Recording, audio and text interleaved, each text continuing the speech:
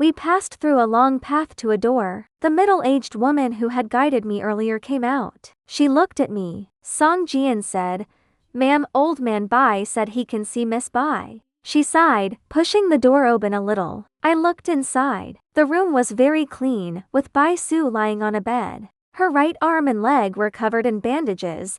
Her chest was raised by a cast. 2 old men, probably doctors, sat beside her. Her eyes were closed, her face pale like death. My heart hurt. I pushed the door wider and stepped in, but Song Jian held me, pulling me back and closing the door. "Brother Wei, if you are truly thankful, now is not the time to see her."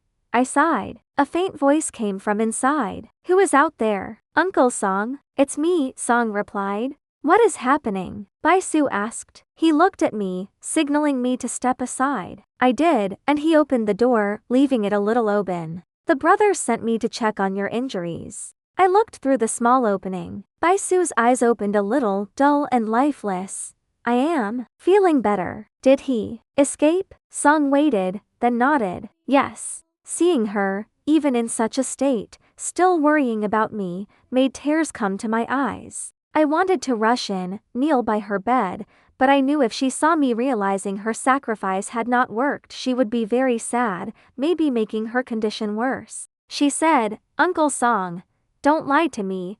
Song looked at me, his face showing pain. A true man like him hated lying, but he had to. "He is safe, don't worry." Bai Su sighed deeply, closing her eyes. "Uncle Song, what is Dad planning to do with him?" Song stayed quiet. She insisted, "You have always cared for me. Can you do one thing?" "Name it," he said. She breathed hard. The doctors frowned, saying, "No more talking." But she continued, "Let me finish. Uncle Song, can you warn him to get very far away fast?" Song waited, then said, "I will do my best."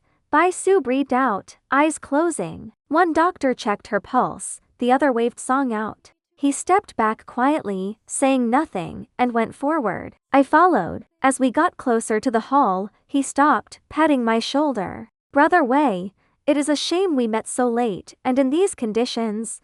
"Brother Song," I said, "I have admired your character for a long time." He nodded. "Brother Wei, give me the 21 steel plates, plus Kinzing keys. I will risk my life to promise you will not go against the 7 gangs and 18 societies again, and you will leave here safely." I was deeply moved. We had known each other only a few hours, yet based on my return, he saw my worth and offered his life to support me, a rare bond. But I was also worried. "Brother Song, are the 21 plates from the table missing?" His face became dark. "Brother Wei, don't insult me with that question. If you would risk your life for me," I said, "you should trust I did not take those plates." A little doubt crossed his face, but it disappeared, replaced by strong decision. "All right." I could not tell if Song Jian's all right meant he believed me or not. Meanwhile, the mystery of the missing 21 steel plates still bothered me. When the lights went out, the room was a big mess. I barely escaped, let alone had time to grab the plates. Even if someone else took them, it would not be easy. The plates would have made a sound when hitting each other, and with so many smart people in the room, someone would have noticed. But the fact was, the plates were gone, probably taken by a trickster. This money, meant for thousands of gang members, could now be taken by a traitor. As I thought, Song Jian pushed open the hall's door and we went inside. Old man Bai, holding his head, did not look up. "You saw her?" I stood straight. "Yes." He spoke slowly. "After you left, we talked. 7 of us, including me, are willing to say you will not cause trouble, letting you leave safely." Song Jian said loudly.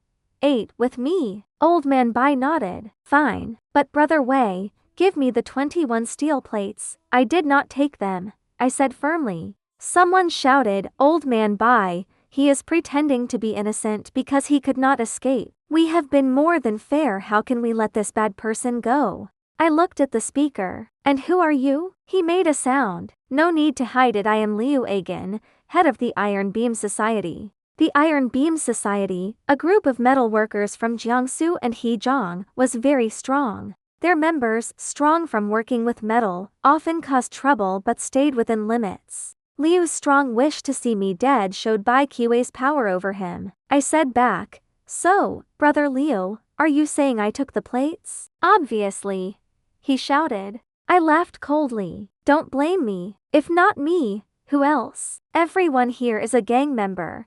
His words brought 7 or 8 people who supported him, shouting, "Yes, if not you, who?" I insisted, "If I wanted the money, why did I not take the plates when I could have taken all the money and left rich? Why argue against sharing it, showing myself?" My logic made them quiet, their mouths open. Then, 3 sharp, mean sounds were heard. A man stood, his face like a rat, full of cleverness, wearing a morning coat with a simple black watch chain. "Wesley Wei, you wanted it all for yourself." I could not believe such a low-class person led a gang. "And who are you?" "No need for formalities," he said. "Shi Kantian, head of the Golden Rooster gang." I made a sound. "Nonsense. Everyone knows Zhang Songtai leads the Golden Rooster gang. Where did you come from?" He smiled slightly. "Do you think I am also a fake? Zhang died 3 years ago, giving the leadership to me."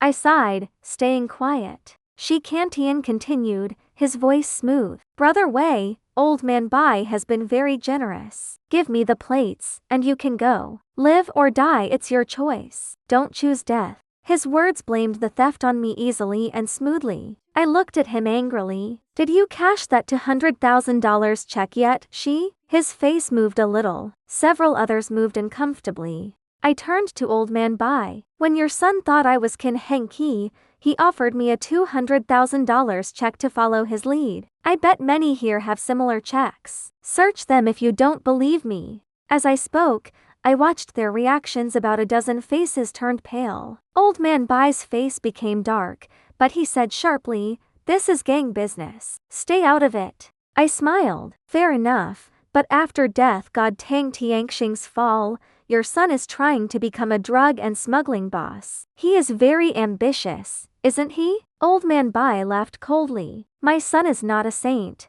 but he is not that bad." I knew convincing a legendary father his son was a bad person was almost impossible. "I did not take the 21 plates," I said. "Here is Qin Hengqi's."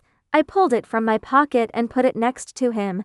"If not you, then who?" Old man Bai asked. "Qiwei is held. I would know if he had them. Everyone else was searched to clear their names. You are the only one left. It is a shame if you will not give them." The hall became quiet. I stood in the center, my mind working fast. After a few minutes, I said, "Old man Bai, if that's the case, the plates might still be in the meeting room." He smiled slightly. "Go look." Her right arm and leg were covered in bandages. Her chest was raised by a cast. "The brothers sent me to check on your injuries." But she continued, "Let me finish. Uncle Song, can you warn him to get very far away fast?" I wanted to rush in, kneel by her bed, but I knew if she saw me realizing her sacrifice had not worked, she would be very sad, maybe making her condition worse. He nodded. "Brother Wei, give me the 21 steel plates, plus Qinzheng keys. I will risk my life to promise you will not go against the 7 gangs and 18 societies again, and you will leave here safely." The plates would have made a sound when hitting each other, and with so many smart people in the room, someone would have noticed. Someone shouted, "Old man Bai, he is pretending to be innocent because he could not escape. We have been more than fair. How can we let this bad person go?" Their members, strong from working with metal, often caused trouble but stayed within limits. I insisted, "If I wanted the money, why did I not take the plates when I could have taken all the money and left rich? Why argue against sharing it, showing myself?" I knew convincing a legendary father his son was a bad person was almost impossible.